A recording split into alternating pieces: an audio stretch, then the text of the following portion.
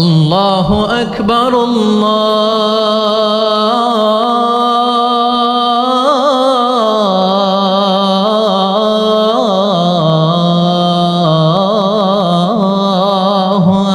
আকবার।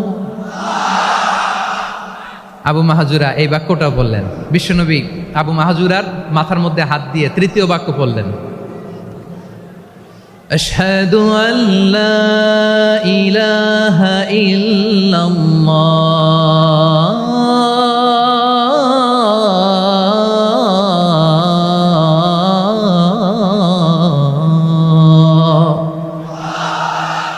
আবু মাহাজুরা তৃতীয় বাক্য পড়লেন। বিশ্বনবী একটা বাক্য পরে আবু মাহাজুরা পরে, বিশ্বনবী পরে আবু মাহাজুরা পরে। আবু মাহাজুরা কিন্তু অমুসলিম, মুশরিক। আবু মাহাজুরা বলে, এক একটা বাক্য পড়ি আমার কলিজাটা গলে ঠান্ডা হয়ে যায়। এতদিন মোহাম্মদকে গালি দিতাম, এখন মোহাম্মদ আমার মাথায় যখন হাত রাখছে আমার সারা শরীর ঠান্ডা হয়ে গেছে। বিশ্বনবী আজান শিখাচ্ছেন, একটা একটা বাক্য পড়ে আবু মাহাজুরাও পড়ে, বিশ্বনবী পড়ে আবু মাহাজুরাও পড়ে। পুরো বাক্যগুলো যখন শেষ, আজান শেষ, আবু মাহাজুরাও যখন পুরো আজান পড়লেন, আবু মাহাজুরা বললেন, এতদিন মোহাম্মদের চেহারা দেখলে আমার ঘৃণা লাগতো, আজ থেকে মোহাম্মদের চেহারার চেয়ে প্রিয় চেহারা আমার কাছে নাই। আবু মাহাজুরা বললেন, ও মুহাম্মদ, আজানের বাক্য তো আপনি আমারে শেখালেন, এখানেই শেষ করবেন না, আপনি আমারে পড়ায় দেন লা ইলাহা ইল্লাল্লাহু মুহাম্মাদুর রাসূলুল্লাহ সাল্লাল্লাহু আলাইহি ওয়াসাল্লাম। বিশ্বনবীর সাথে দাঁড়িয়ে উনি শাহাদা পড়ে মুসলমান হয়ে গেলেন।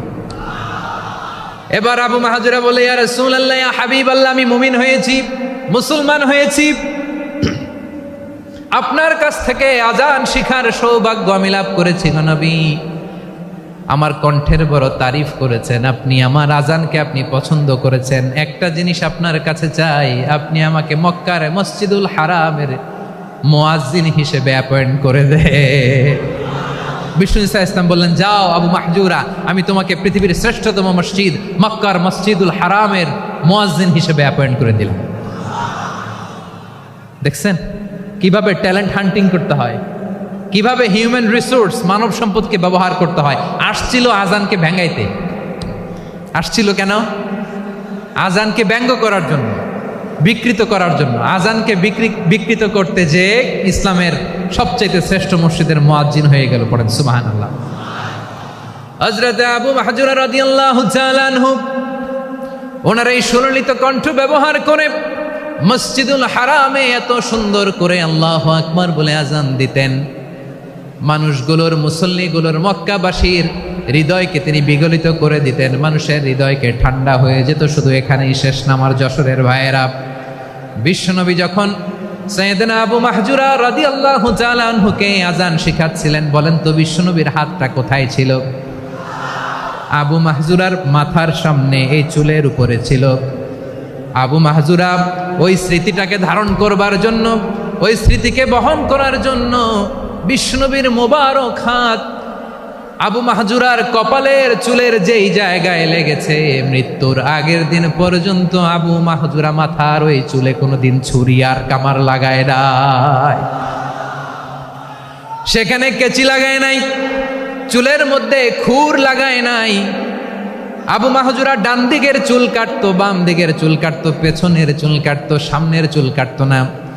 আবু মাহজুরা রাদিয়াল্লাহু তাআলা আনহুর সামনের চুলগুলো বড় হতে হতে যখন এত বড় হয়ে যায়, তিনি চুলগুলো পেঁচিয়ে মাথার মধ্যে রাখতেন, তারপরে তিনি পাগড়ি পরতেন। সবাই জিজ্ঞেস করতো, আবু মাহজুরা, এটা আবার কেমন স্টাইল?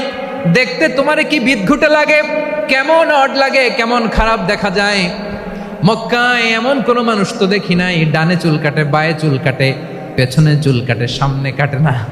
ওরে আবু মাহজুরা, কেমন দেখা যায় তোমারে? তুমি সামনের চুল কাটো না কেন? আবু মাহজুরা বলে, আমি হাঁটু গেড়ে পেয়ারা নবীর সামনে বসেছিলাম, আমার এই মাথার চুলের মধ্যে মুবারক হাত লাগিয়ে বিশ্বনবী নিজে আমাকে আজানের প্রতিটা বাক্য শিক্ষা দিয়েছেন। বিশ্বনবীর মোবারক হাত, পবিত্র হাত আমার মাথার চুলের যেই জায়গায় লেগেছে, আমি চাই ওই চুলগুলা নিয়ে আমি আমার কবরের ভিতরে যাব।